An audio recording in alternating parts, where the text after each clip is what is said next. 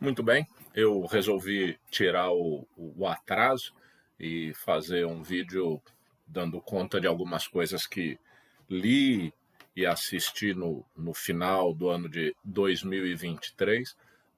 Na realidade, houve aí uma aporia, porque tanto mais eu consegui ler e assistir filmes e seriados no final do ano, menos tempo me sobrava para falar sobre eles. E com alguma alegria, devo dizer, eu recebi manifestações, seja no próprio YouTube, em comentários de vídeos antigos, mas também no Instagram, de algumas pessoas dizendo que sentiam falta das dicas, das referências, e eu agradeço muito por isso, o que me estimulou a realizar esse vídeo. Ademais, devo dizer que eu próprio senti falta, porque passou a se tornar muito interessante, sob a minha ótica, fazer as anotações daquilo que chegava às minhas mãos e explorar um pouco esse conteúdo, de modo que talvez haja muitas referências nesse vídeo. Eu naturalmente vou tratar um pouquinho só a respeito de cada uma delas, para que não fique muito extenso. E começo a respeito dos livros, na verdade, para tratar de uma outra aporia, quer dizer, de uma outra situação contraditória em si, porque eu sou bastante refratário, sem muito preconceito com quem gosta, porquanto acho que entre ler e não ler sempre é melhor realizar a leitura, mas no meu caso em particular eu não curto muito as chamadas obras de autoajuda, mas calhou de, pela internet, verificar que uma ou outra pessoa que eu admiro terem mencionado determinado livro, resolvi comprar e ler, e é esse aqui, Essencialismo, a disciplinada busca por menos. E é efetivamente um livro de autoajuda que ensina um pouco de que modo devemos lidar com o tempo e abdicar de coisas que talvez não tenham muita relevância em favor daquilo que se afigure mais importante. Eu segui um pouco o preceito do livro, ou seja, comecei a ler, acelerei a leitura e rapidamente abri mão dele para usar meu tempo para outras coisas, porque há muitos lugares comuns, há muita liçãozinha de moral, enfim, eu realmente não me afeiçoo a esse tipo de leitura, embora de vez em quando navegue por essas águas, mas há quem possa gostar e retirar melhor proveito. Eu sou um sujeito bastante metódico, inclusive na disciplina dos meus horários, e talvez por isso o livro não tenha batido tanto em mim. Existem pessoas, e daqui a pouco eu vou falar de um seriado que trata de gente assim, e há muitas pessoas dessa maneira, e cada um segue a vida do seu modo. Existem pessoas que levam a vida de forma um pouco mais caótica, por assim dizer, e que poderão encontrar no livro um interesse maior do que aquele que eu próprio tive, mas a referência vai feita. Esse livro li, Essencialismo, a disciplinada busca por menos.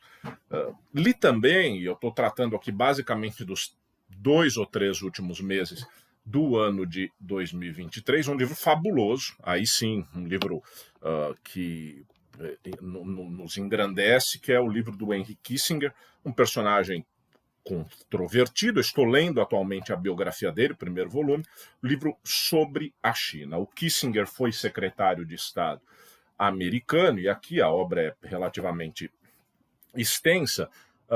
O que ele faz é contar, em certa medida, a história da China, um país milenar e pelo qual eu tenho nutrido grande interesse. Avizinha-se aí a oportunidade de eu próprio conhecer o país, mas que num dado momento, nomeadamente a partir de 1949, com a Revolução, e com a ascensão de Mao Zedong ou Mao Tse Tung ao poder, passa por algum isolacionismo, um país que desenvolve uma linha política socialista ou comunista e que tinha muito perto de si a União Soviética, e o Kissinger, como secretário de Estado americano, promove, principalmente no governo do Nixon, a quem ele serviu, mas o Kissinger promove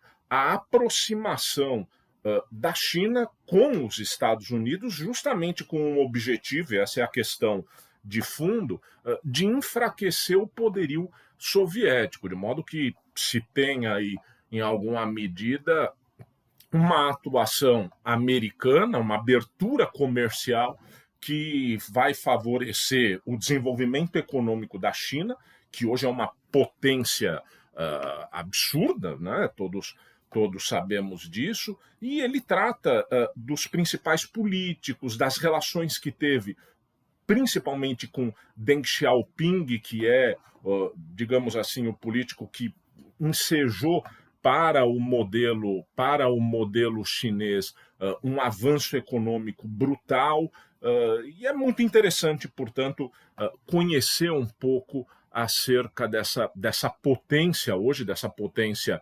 industrial, dessa potência comercial, dessa potência tecnológica.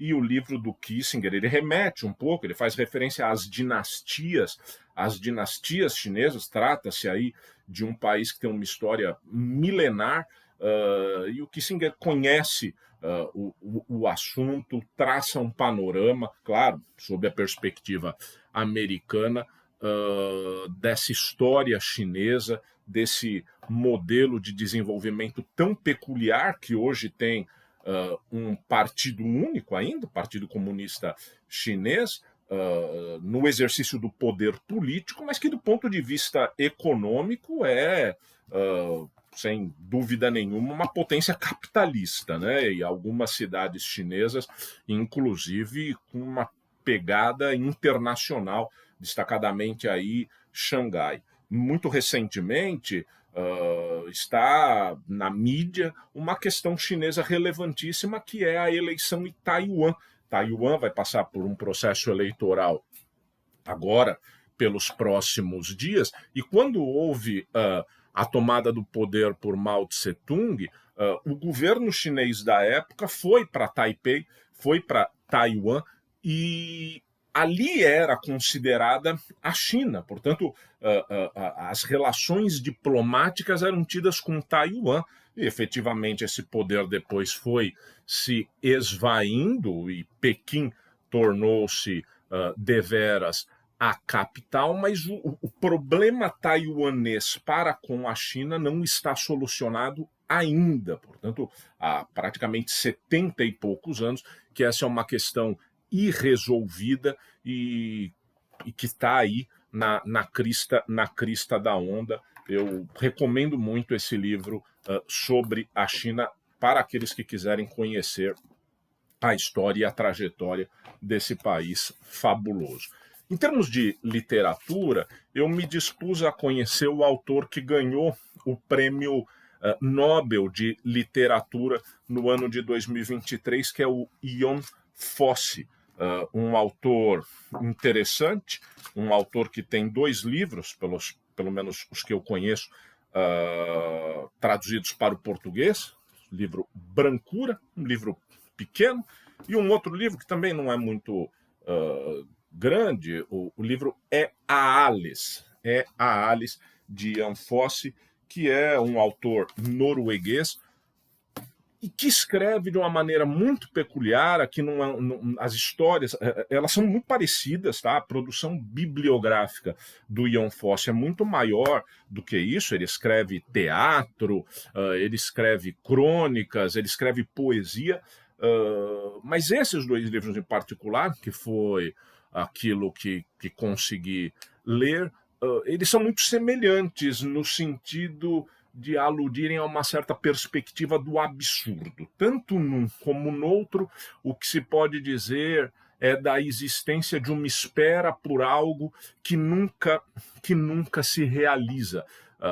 É quase inevitável lembrarmos-nos de uma peça teatral que vale a pena conhecer, que é o Esperando Godot, que ficam ali dois personagens esperando eternamente Godot e ele nunca chega. Uma espécie de metáfora da vida em que, de certo jeito, nós ficamos sempre aguardando alguma coisa que não se concretize e o tempo vai passando.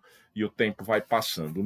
No Brancura, o sujeito sai dirigindo numa noite de frio norueguesa e acaba se perdendo na floresta, e com a sua perda na floresta ele se depara com essa tal brancura, com essa figura de um branco intenso, e passa a ter alguns devaneios, passa a ter algumas reflexões acerca do seu próprio passado, e a obra, a rigor, ela trafega por si mesmo. O livro não avança para além disso, ele trabalha muito com os aspectos psicológicos do personagem, culminando no final, que obviamente não vou transmitir, todos sabem que sou absolutamente contrário a spoilers, e vale a pena conhecer, e é um fóssil. Eu aguardo agora novas traduções da obra dele. O Ea Alice, por sua vez, trata de um sujeito que vai pescar e não retorna, e consequentemente aborda-se aí a espera pela sua eventual volta, realizada por sua esposa. O livro também coloca aí algumas questões familiares antigas dos personagens. É interessante. Eu acho que vale conhecer. Li um ótimo livro que se chama O Deserto dos Tártaros, de Dino Buzzati. É um livro que se pode dizer até mesmo clássico do ponto de vista da literatura italiana. É um livro antigo e que eu não conhecia. E aqui o próprio prefácio de Ugo Giorgetti, que é um intelectual brasileiro, diz que o livro fala da vida como uma aposta na imobilidade. Se não fizermos nada além de aceitar as coisas como são, um dia algo virá para redimir nosso pobre cotidiano, algo notável e brilhante que a vida nos reserva mais para a frente. O sujeito é um militar e que ganha a oportunidade de deslocar-se para uma determinada base que ele próprio ambicionava, de maneira que era uma espécie de concretização das suas mais efusivas expectativas. Só que nada é como ele supunha, nada se passa da maneira como ele concebia.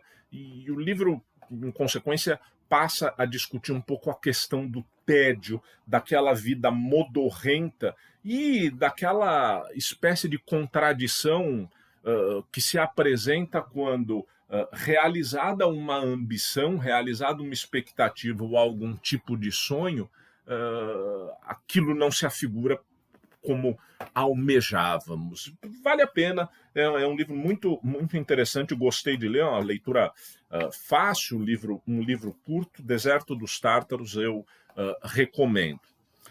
Procurei também conhecer, eu sempre gosto de mesclar literatura com não literatura, avançar um pouco num tema que está muito na crista da onda, e em relação ao qual eu devo dizer que sou um pouco refratário, temeroso, não cético, porque as coisas se apresentam, que é a era da inteligência artificial. É um livro escrito por 3 autores: Eric Schmidt, ex-CEO da Google, Daniel Huttenlocher, que é diretor do MIT, e pelo próprio Kissinger. Né? O Kissinger morreu ano passado, aos 100 anos, já referi aqui a obra dele sobre a China, ele está muito presente na minha atualidade, porque, repito, estou lendo a biografia dele, o primeiro volume, que é um calhamaço, espero terminar para comentar num vídeo futuro, e aqui eles discutem todos os dilemas da inteligência artificial, desse mundo novo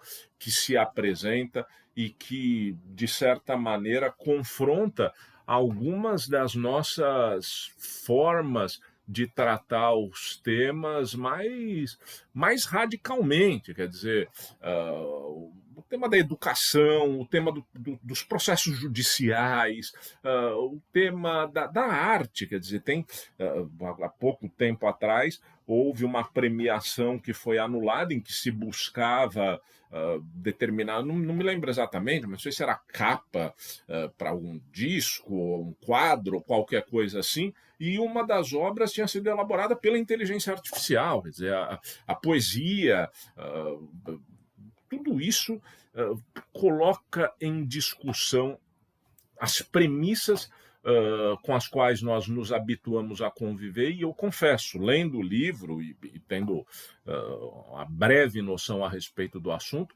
o que se apresenta para mim é um estado de incerteza. É um estado de incerteza. Eu, inclusive, confesso que não sei se melhoraremos ou não, enquanto sociedade, enquanto humanidade, por esse avanço, embora, claro, eu tive conhecimento de uma situação em que o diagnóstico de uma determinada doença foi realizado a partir da inteligência artificial, não obstante muitos médicos não o terem alcançado. Quer dizer, há virtudes aqui, a questão é como será manejada essa nova tecnologia, e há muita literatura já a respeito.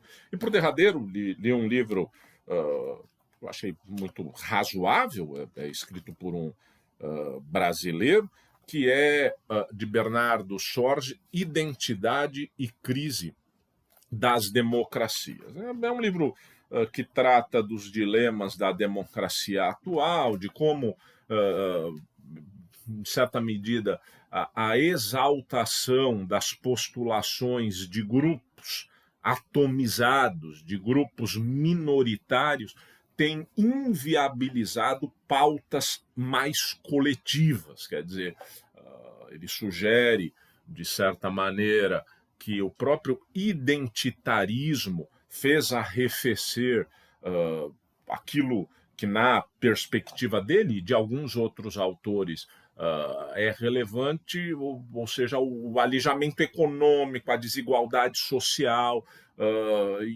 em função de que se tem tratado de pautas que são mais setorizadas, isso tem inviabilizado, de certa maneira, um aglutinamento das forças progressistas, vamos colocar desse modo. Ou seja, no fundo, a ideia aqui, há um outro texto muito interessante do Mark Lilla, um livro antigo do Mark Lilla, em que ele fala sobre isso, quer dizer, de como favoreceu o discurso extremista a pulverização dos grupos que são mais progressistas. Quero falar dos filmes, começando aqui, eu vi mais filme do que referirei, mas para não ficar muito extenso, assisti um filme fantástico que está na Netflix, que se chama Bela Vingança. O filme Bela Vingança merece ser visto. Ele trata da situação de uma mulher que sofreu determinado abuso, essas relações tóxicas, um tema muito presente, um tema muito atual, e a partir disso ela se dispõe a exercer o que nós estamos chamando aqui de bela vingança. E o filme é muito interessante. Há um outro filme da mesma diretora que eu já assisti, mas vou comentar num outro vídeo, que é o Saltburn, né? Que está aí sendo muito comentado. Já adianto que gostei com ressalvas. Considero Bela Vingança um filme melhor e recomendo que seja assistido.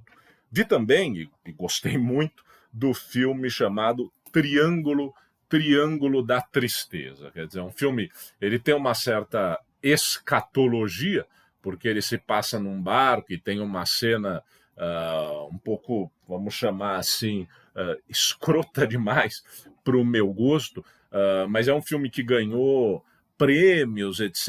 E se trata aí de um microcosmo num navio. Ele discute um pouco a própria relação das classes sociais, isso vai aparecer no Saltburn também, que eu comentarei depois. Acho que o grande filme para tratar desse assunto, ou seja, digamos, dessa impossibilidade, vou seguir a premissa dos filmes, dessa impossibilidade de um convívio pacífico em ambientes de desigualdade social extrema, eu acho que o grande filme para tratar disso é o Parasita. E eu falo do Parasita porque o ator do Parasita, um sul-coreano, o nome não lembrarei, ele acabou morrendo ainda em 2023, morrendo, na verdade, cometeu suicídio, mas é um filmaço, o Parasita é um grande filme. Mas Triângulo da Tristeza é muito interessante. Tem o Woody Harrelson fazendo o capitão do navio, um personagem que não aparece tanto, fantástico. Claro, alguma caracterização um pouco excessiva no milionário russo que está ali na embarcação, mas vale muito a pena ver. Vi um filme chinês também, acredito que esse filme eu assisti no MUBI, que se chama In the Mood for Love. In the Mood for Love é um drama romântico, surge a partir da descoberta de uma infidelidade conjugal, quer dizer, o sujeito descobre que está sendo traído pela esposa e a mulher do sujeito com quem a esposa desse trai também descobre isso, e a partir daí os dois passam a desenvolver um relacionamento, mas fundamentalmente o que conta nesse filme In the Mood for Love, que eu acho que se encontra até no próprio YouTube, é a fotografia, é a beleza estética. Assim. É um filme de um ritmo mais lento. Acho que vale a pena sempre conhecer o cinema oriental. Acabei de referir o Parasita, que é um filme mais atual, ganhou até o Oscar, mas há muita coisa de interessante aí, e esse filme, In the Mood for Love, vale a pena. Também assisti o Mundo Depois de Nós, e achei um bom filme, um entretenimento de primeira, o filme com a Julia Roberts, com o Ethan Hawke, e eles vão numa mansão, eles vão para uma mansão, passar um final de semana meio diferente do cotidiano, e nessa mansão chega, no final das contas, o dono de quem ela havia alugado, e tudo começa a ficar misteriosamente estranho. Quer dizer, claro, o filme vai trazer uma discussão subjacente acerca da temática racial, porque o dono da mansão e a sua filha são pessoas negras, e a família da Julianne Roberts e do Ethan Hawke são pessoas brancas. A desconfiança, de certa maneira, recíproca, que se apresenta.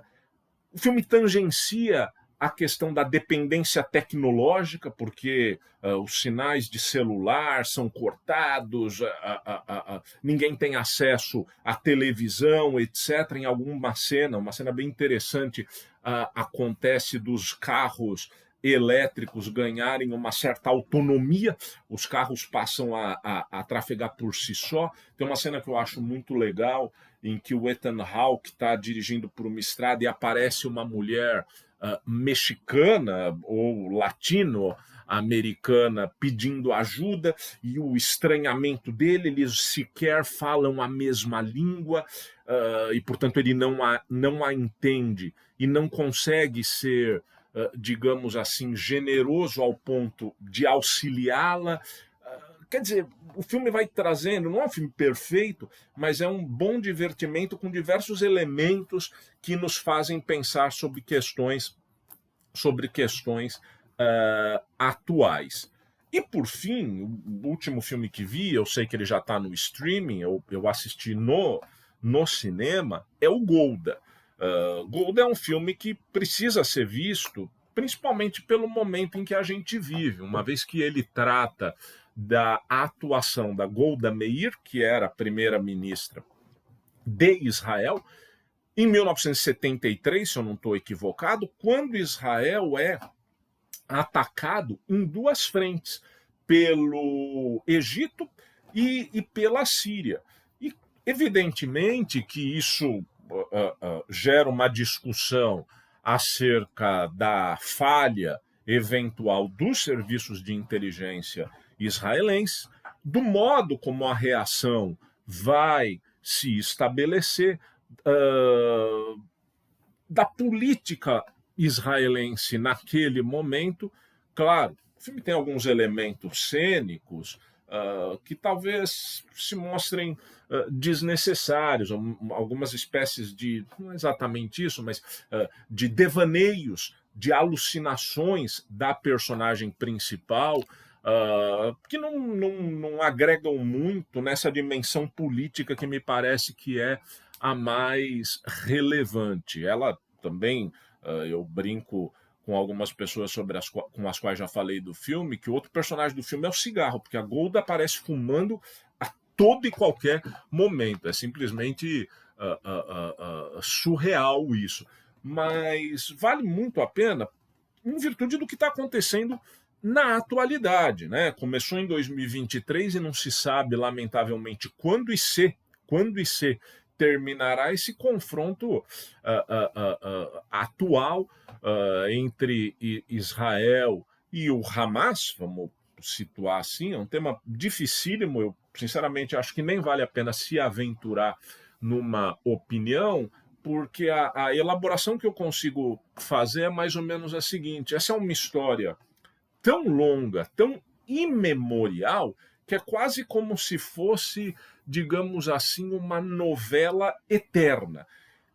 E a maneira como nós enxergamos os conflitos que vão aparecendo, e que eu vou designar aqui por capítulos dessa novela interminável, a maneira como nós analisamos isso depende muito de a partir de quando nós começamos a assistir essa mesma novela. Quer dizer, quem olhar para o que aconteceu com os judeus em 1900, na Segunda Guerra Mundial, e depois a criação do Estado israelense em 1948, muito provavelmente vai ter uma visão mais afeiçoada àquilo que se dá do ponto de vista israelense. Quem, entretanto, levar em conta a independência do Estado de Israel e a maneira como foram tomados os territórios palestinos que lá estavam, provavelmente vai ter uma visão mais pró-Palestina. E isso é possível retornar no tempo, porque,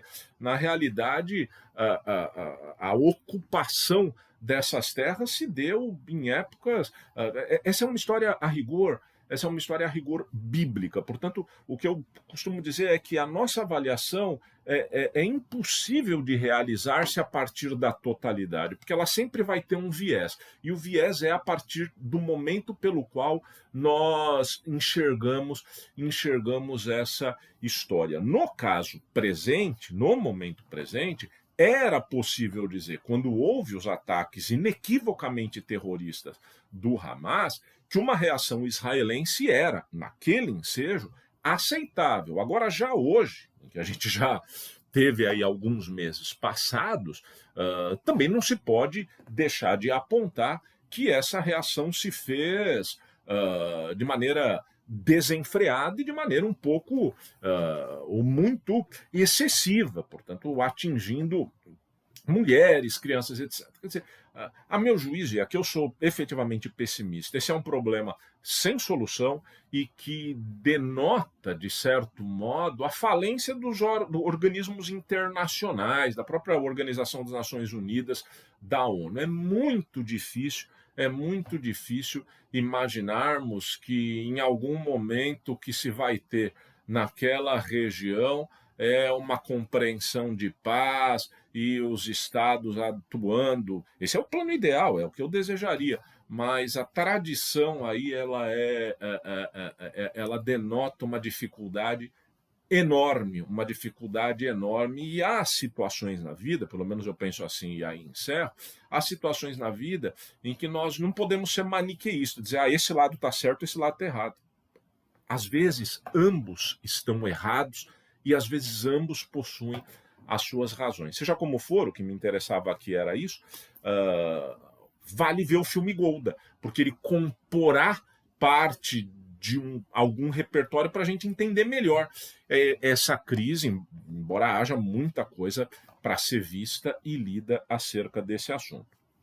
Para terminar e não acelerar, não alongar muito o vídeo, quero falar de séries. Vou falar de duas séries, uma de maneira muito breve, que é o Lupin.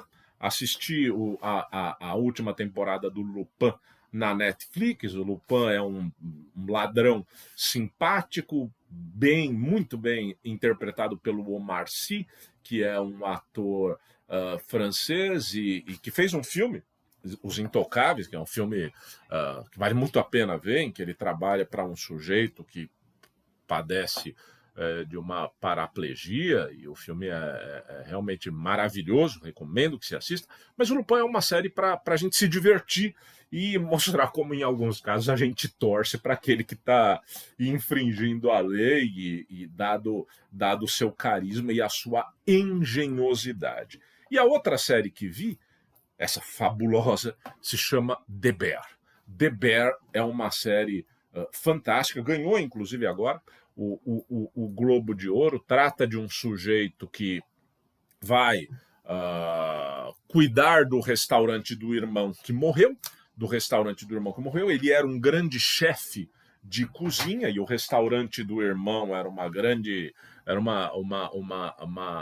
bodega, quer dizer, era um restaurante bastante simples e o filme mostra, a série mostra esse sujeito, que é um personagem caótico, personagem absolutamente caótico, do ponto de vista do modo como leva a sua vida, tenso, e de como ele vai reconstruindo esse restaurante, e a reconstrução desse restaurante, de certo jeito, é também a reconstrução do seu ambiente interno a partir dessa morte do irmão, com o qual ele tinha uma relação bastante interessante. Trata desses dramas familiares e trata também dessa capacidade de o ser humano reconstruir-se apesar das dificuldades e das apostas que muitas vezes